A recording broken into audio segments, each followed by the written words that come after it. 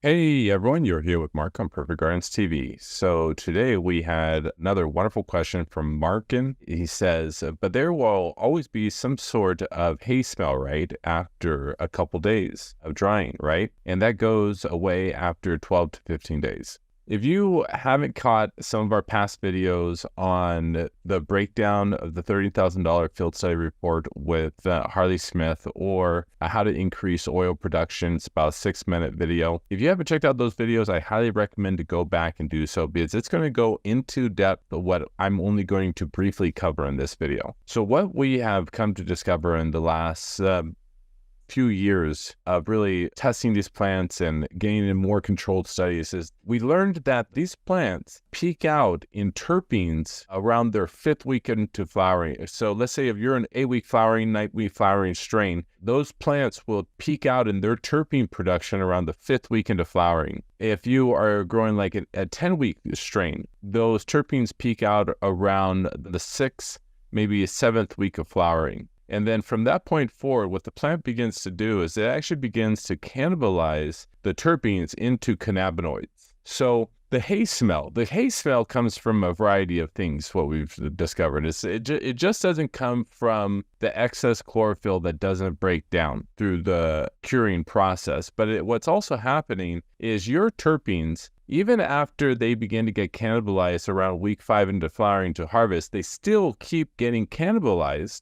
after in the curing process, all the way to the point, actually even past the point where the moisture gets all the way down to 13 to 17 or 18% moisture on the plant, on that curing. Whenever there's water, some type of enzyme exchange is going to happen, and it's going to keep happening whenever there's moisture in the environment, even if it's a small amount of moisture.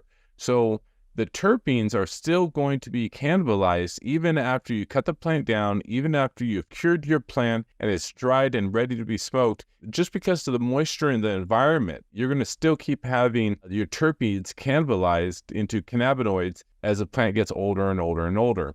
So the issue around this with the hay smell is that if you do not have healthy plants, and this isn't for all strains, but because a lot of strains, you have poor genetics in the first place. And if you don't grow a perfect plant, those terpenes are going to be cannibalized early on, and there's not going to be enough good smelling terpenes for it to be stronger than that hay smell, that is the green earthy plant smell, right?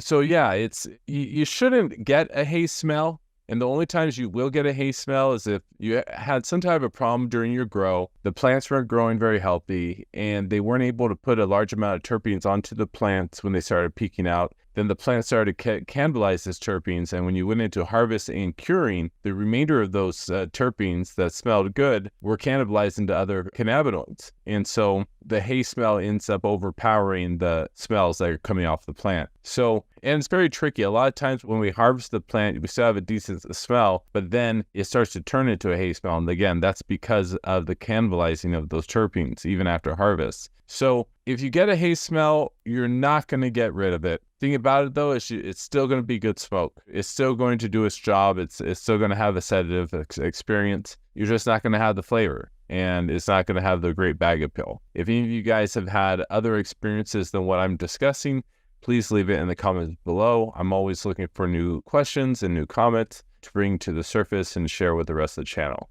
Have a great grow. Please remember to like, share, and subscribe.